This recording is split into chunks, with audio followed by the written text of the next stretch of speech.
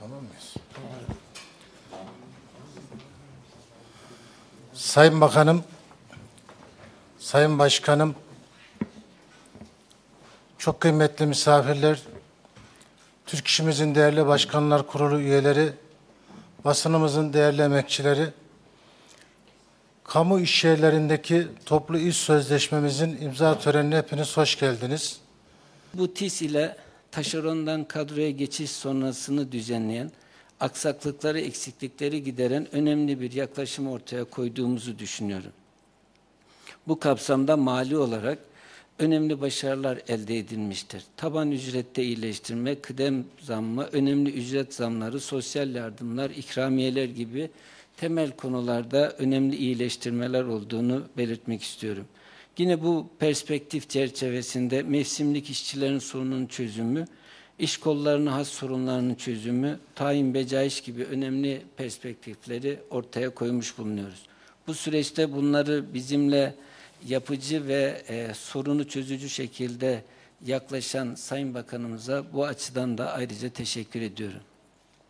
Yine Hak İş olarak ve birlikte, Hak İş ve Türk İş olarak birlikte kadroya geçen arkadaşlarımızın görev tanımlarının kitlerde çalışan işçilerin kadroya alınması, resen emeklilik konularında da önümüzdeki süreçte birlikte çalışma talebimizi ve isteğimizi ortaya koymak istiyorum. Bizden sonra da memurların toplu sözleşme süreci var. Onlara da başarılar dilemek istiyorum. Türk İş'in bu ev sahipliğine teşekkür ediyorum. Sözleşmemizin Türkiye'ye ve bütün dünyaya hayırlı olmasını diliyorum. Saygılarımı sunuyorum.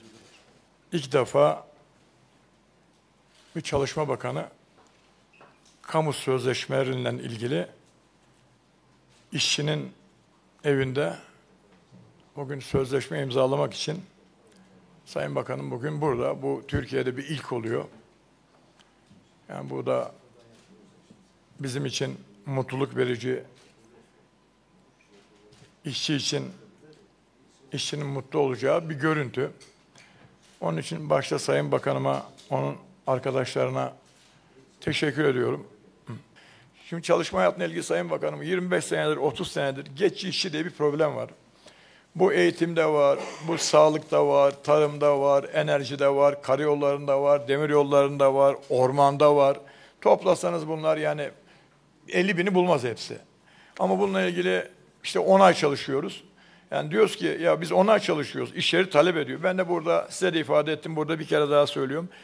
İş yerinin talebi halinde, iş yerin ihtiyacı halinde çalışıyorsa arkadaşlarımız, yani bir maliyeti falan da yok. Bu yani 25-30 sene geçici işçi olmaz. Taşerondan geçen işçilerin çoğunluğunu oluşturduğu çok düşük ücretli bir grup, asgari ücret düzeyinde çalışan bir grup vardı. Bunlar da 315 bin kişiydi. Bunların ücretlerine biz aylık 500 lira bir düzeltme yaptık. Yani 4100 lira civarında bir düzeltme yaptık. Bunu çok önemli buluyorum. Bu belki de seyyanen yapılan en yüksek, bugüne kadar ne kadar dönem dönem bakılabilir ama en yüksek bir zam olduğunu altını çizmek isterim.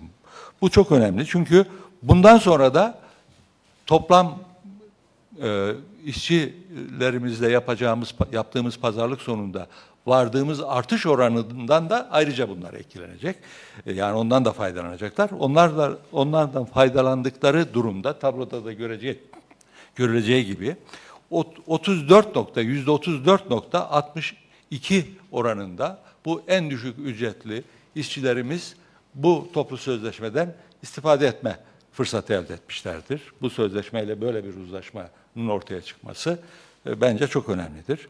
Biz bu çerçevede tabloda da görüldüğü gibi birinci 6 ay için %12, ikinci 6 ay için %5 olmak üzere enflasyon farkı da tabii %21'lik bir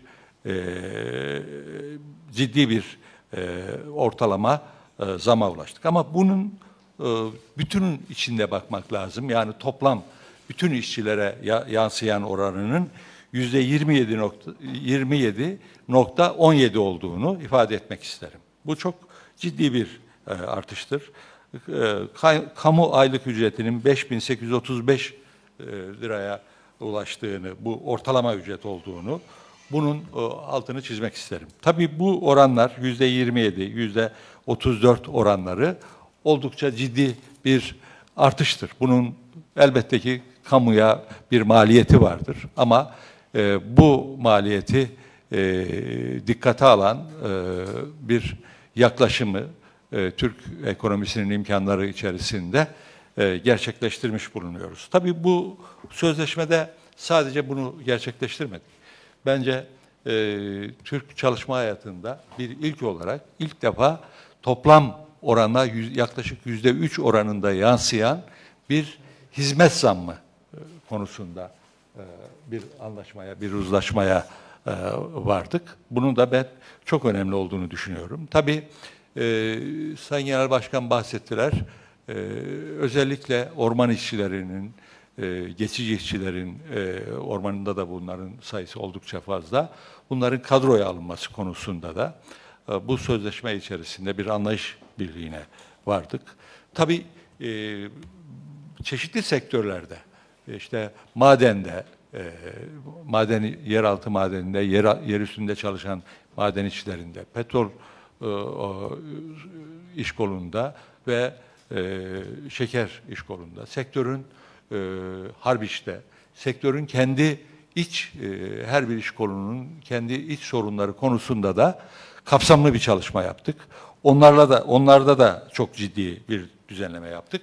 Bütün bu oranların aynı zamanda bütün sosyal hakları da aynı ölçüde artırdığının altını çizmek isterim. Yani bu oranlar sadece ücretlere yansımadı, sosyal haklara da aynı oranlarda yansıdığını belirtmek isterim. Tabii ikramiyeler aynı şekilde. İşte birinci yıl için 30 güne çıkarttık. 5 gün olan vardı, 10 gün oldu. Bunları 30 güne çıkardık, topladık. İkinci yıl için bunlara 10 ilave ettik, 40 güne çıkardık. Bunlar bence bu sözleşmede yenilik sayılması gereken düzenlemelerdir. Ama hizmet zammının da tekrar altını çizmek istiyorum. O toplam ücretlere de ilave 3 puan bir yansıması olacak bir zamdır. Türkiye kamuoyuyla son olarak paylaşmak istediğim şey, bütün bu ücret artış oranlarının bütün sosyal haklara, sosyal yardımlara da yansıdığıdır ve bunun Türk işçisine, onun emeğine karşılık helal olmasını, helal olsun diyorum ben. Dolayısıyla bizim bütün bu şeylerin ilave olarak yapacağımız düzenlemeleri de dikkate aldığımız zaman kamuya maliyeti bizim için bugün Türk ekonomisinin karşılayabileceği bir maliyettir. Bu bir refah payı niteliği de taşıyan bir sözleşmedir. Bunun altını çizerken şunu ifade etmek istiyorum. Bütün bu toplu sözleşme sürecinde Maliye Bakanımız Lütfü Elvan Bey'in katkılarını da zikretmem lazım. Sayın Cumhurbaşkanımız başından itibaren belirttiğim gibi emeği koruyacak bir yaklaşımı ve o konuda bizi yetkili kılması bakımından da Sayın Cumhurbaşkanımıza saygılar sunuyorum. Lütfü Elvan Bey'e teşekkür ediyorum. Birlikte çalıştığımız bu sürecin yönetilmesinde, pazarlık sürecinde birlikte çalıştığımız bütün sendikalarımıza, TÜİS'e teşekkür ediyorum.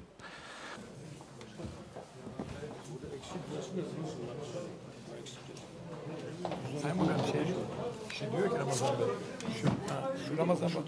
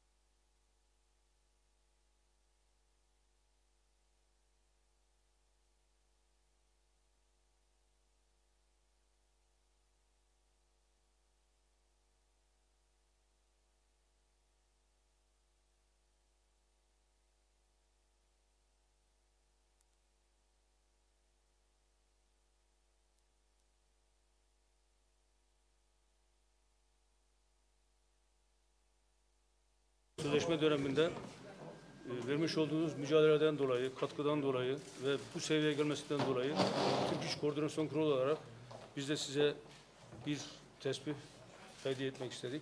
Bunu kabul ederseniz memnun oluruz. Buyurun bir de çiçeğinizi alın. Ben hem sana hem koordinasyon kuruluna, onların adına tüm işçilere de bu önemli bir iş teşekkür ediyorum. Sağ olun. Ben teşekkür ederim. Hak İş Genel Başkan Yardımcımıza bir çiçek. Ali Osman Bey. Sayın TÜİS Genel Sekreterimize çiçek.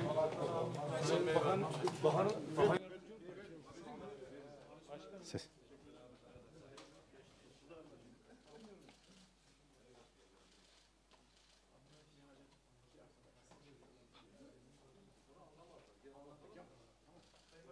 Arkadaşlar size teşekkür ederim.